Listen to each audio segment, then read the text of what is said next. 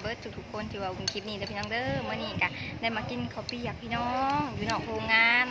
อันตอนนี้ก็เป็นเวลาพักเนาะ1 ชั่วโมงพี่น้องเขาก็มากินข้าวมากับผู้สาวพี่น้องคือเก่าเลยเนาะเมื่อนี้ก็พิเศษเมื่อนี้สีหายน้องห้องเพลงสุพังเพราะว่ามี FC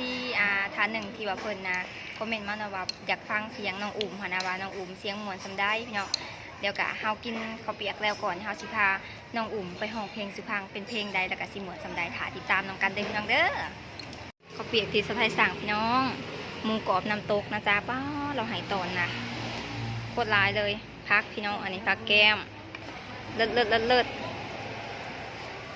นี่พี่น้องนักห้องเสียงดีนักห้องเสียงดีเด้อบ่แม่นนักห้องเสียงบ่แม่นนักห้องใต้ดินได้พี่น้องเอ้ย น้องนาหักพี่น้องนาหักขนาดแต่ว่าน้องเขางานก่อนสะไทยหันหักกับเขาเนาะอันนี้เสาไก่พี่น้องเอ้ยมือนี้แสงย้อนทางเสาไก่เด้อมือนี้เด้อหนาขาวเลยมั้ยมีแต่คนขาวๆมาพี่น้องมากินข้าวเปียกน้ำกันอยู่หน้าโรงงานเฮาดิโรงงานเฮาก็สิเป็นประมาณนี้เด้อพี่น้องเอ้ยเนาะเดี๋ยวถ่าเบิ่งน้ำกันตอนต่อไปเด้อพี่น้องเด้อผู้ใดอยากฟังเสียงน้องอุ่มเนาะอย่าฝ่าเลื่อนผ่านฝากกดไลค์กดแชร์กดติดตามกด Subscribe บ่ขามโฆษณาเพื่อสร้างรายได้ให้ชาวไทยเด้อพี่น้องเด้อแต่บ่น้องอุ่มแซ่บตอนพี่น้องตอนมีแต่ตอนนี้เน้น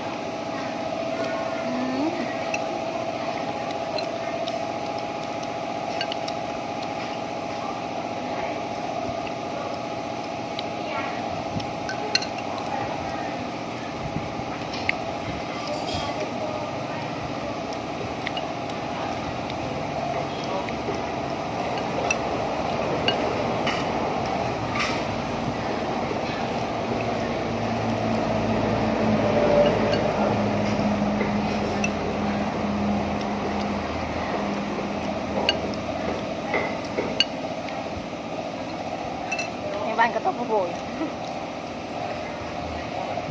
หยาดกินกับบน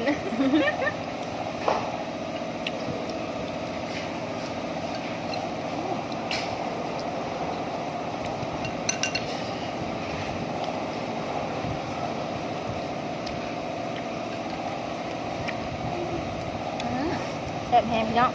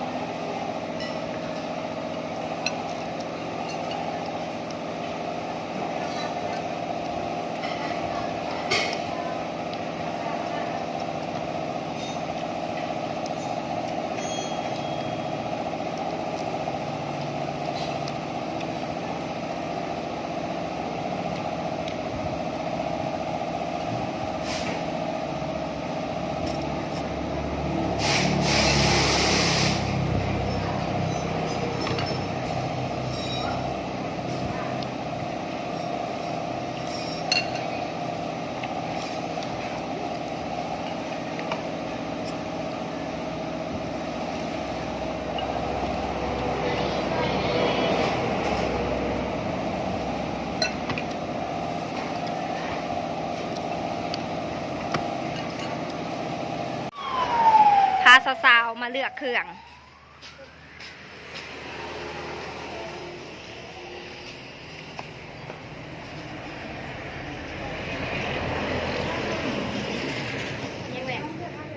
โปรได้จีมาซับพอร์ตกับมาซับพอร์ตเด้องามอะไรไก่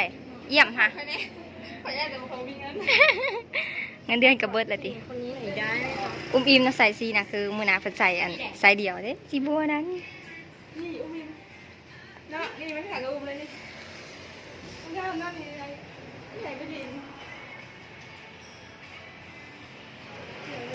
ป้าจะเสือสวยมันได้เสียงงามเป็นจังสีได้เสือเด้อสินะหอดเวลาโอกาสแล้วจ้า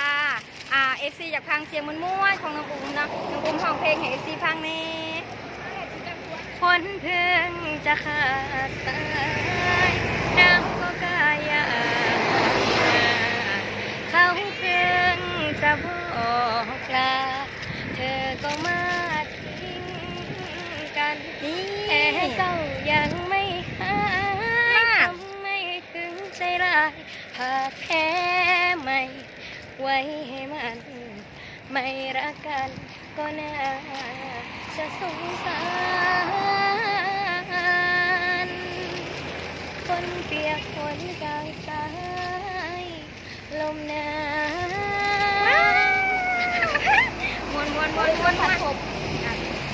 ฟังจบแล้วนะพี่น้องเนาะสำหรับคลิปนี้กะเฮาสิได้ปิดก่อนนะพี่น้องเอ้ยปิดก่อนแล้วเฮาก็สิเข้าไปเหตุงานที่เรารักต่อเนาะขอบใจพี่น้อง FC ที่ว่ากดติดตามกดไลค์กดแชร์นะพี่น้องเนาะขอให้พี่น้อง FC เฮงๆรวยๆเด้อพี่น้องเด้อสำหรับคลิปนี้สาวไทยขอลาไปก่อนบ๊ายบาย